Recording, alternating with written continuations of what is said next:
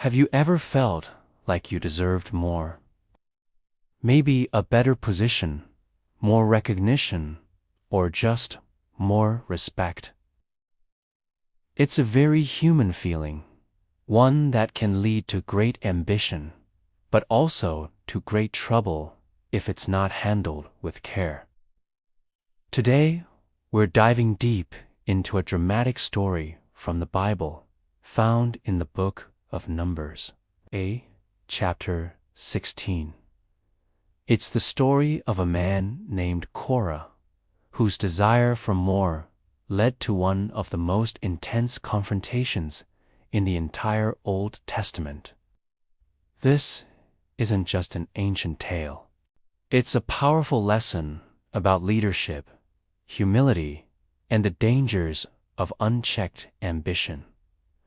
So, let's set the scene. The Israelites have been wandering in the desert for a while now. They've escaped slavery in Egypt, received the 10 Commandments at Mount Sinai, and are on their journey to the Promised Land. It's a tough journey. The sun is harsh. Food and water are constant concerns, and people are getting tired and irritable. Leading this massive group of people are Moses and his brother, Aaron. Moses is the overall leader, God's chosen prophet, and Aaron is the high priest, in charge of all the sacred duties of the tabernacle. Now, enter Korah. Korah wasn't just some random guy in the crowd. He was a Levite from the same tribe as Moses and Aaron.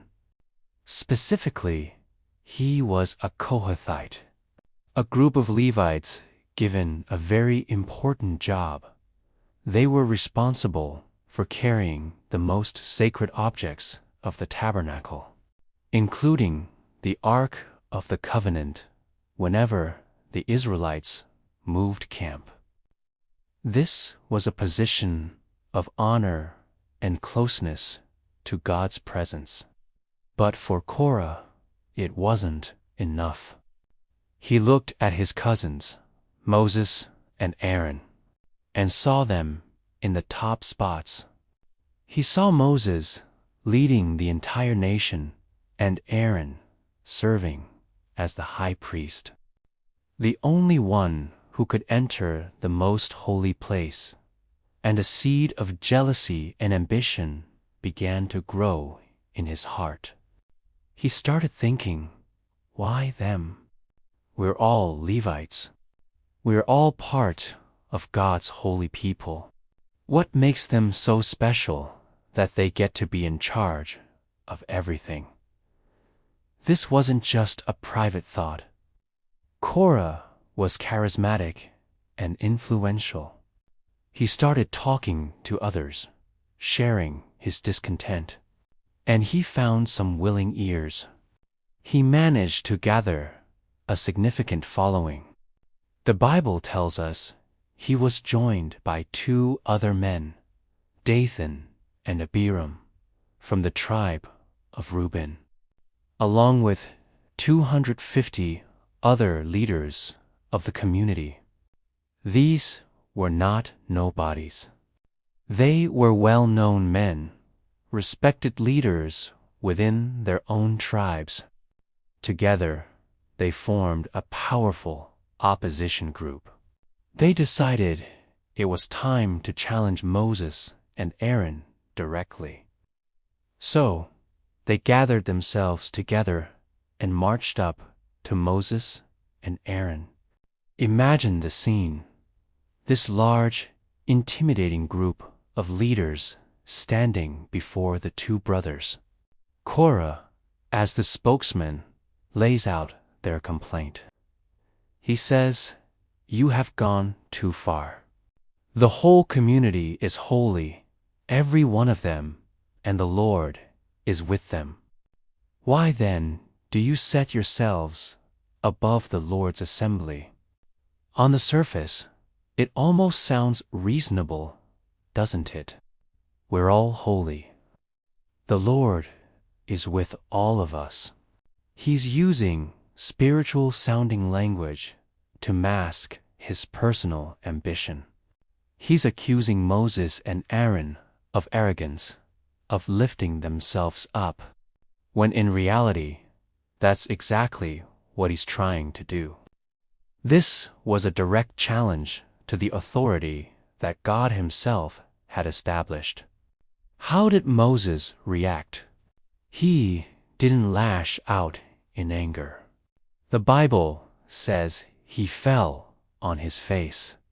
This was an act of deep humility and distress. He immediately turned to God in the face of this rebellion. After a moment, he stood up and addressed Korah and his followers. He said, basically, okay, you want to challenge God's appointed leadership. Let's let God decide. He proposed a test. He told Korah and his 250 followers, tomorrow, each of you take a censer, a special fire pan used for burning incense. Put fire and incense in it and present it before the Lord at the entrance to the tabernacle. And we will see who the Lord chooses. Moses then turned specifically to Korah and the Levites with him. He reminds them of the great privilege they already have. Isn't it enough for you, he asks, that the God of Israel has separated you from the rest of the Israelite community to bring you near himself, to do the work at the Lord's tabernacle and to stand before the community and minister to them? He points out that God has already given them a special, honored role, but now they're greedy for more. They're not just complaining against him and Aaron. They're complaining against the Lord himself. Moses also sent for Dathan and Abiram, the other lead conspirators, but they refused to come. They sent back a defiant and insulting message. They accused Moses of failing as a leader, saying, "Is untate enough that you have brought us up out of a land flowing with milk and honey, referring to Egypt, to kill us in the wilderness? And now you also want to lord it over us. You haven't even brought us into the promised land." They were twisting the entire narrative, painting Egypt, the land of their slavery, as a paradise, and blaming Moses for their struggles in the desert. Their hearts were completely hardened. The next day, the stage was set for the ultimate showdown. Korah gathered all his followers and the entire Israelite community at the entrance to the tabernacle, opposite Moses and Aaron. The tension must have been unbearable. Suddenly, the glory of the Lord appeared to the whole assembly. A voice from the glory of God spoke to Moses and Aaron, saying, "Separate yourselves from this assembly so I can put an end to them at once." God was ready to consume everyone for siding with the rebels. But Moses and Aaron, the very men being challenged, fell on their faces again and pleaded for the people.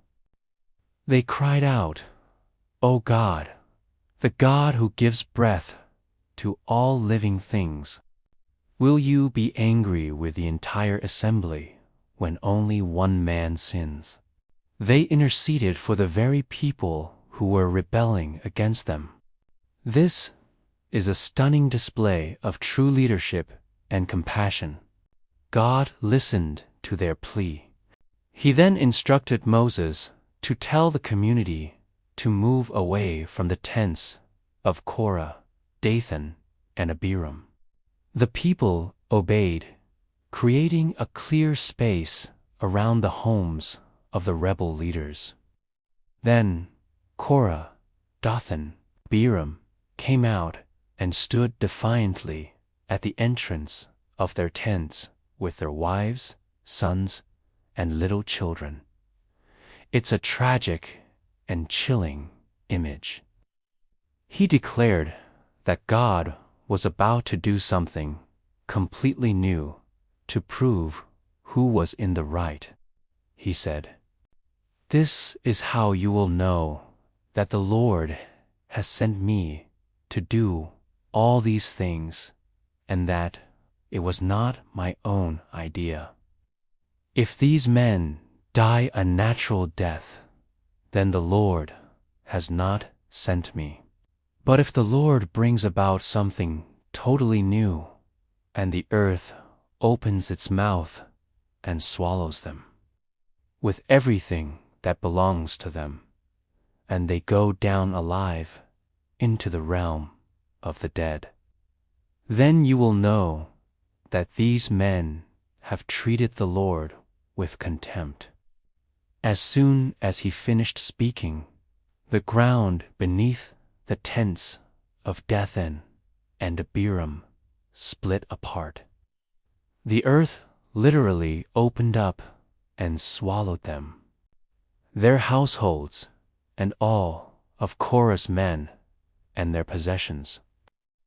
They went down alive into the pit, and the earth closed over them.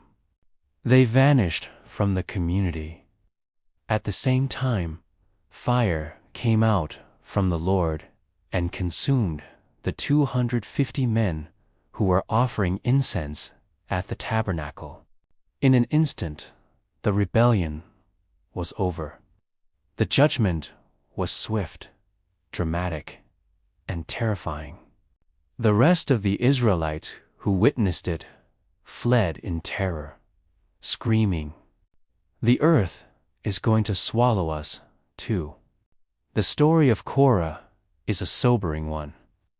It teaches us about the seriousness of rebelling against God's established order and authority. Korah had a position of honor, but his envy and ambition blinded him to the blessings he already had. He convinced himself and others that his desire for more power was a righteous cause, but in reality, it was a rebellion against God himself. This story serves as a powerful warning against pride and the destructive nature of jealousy.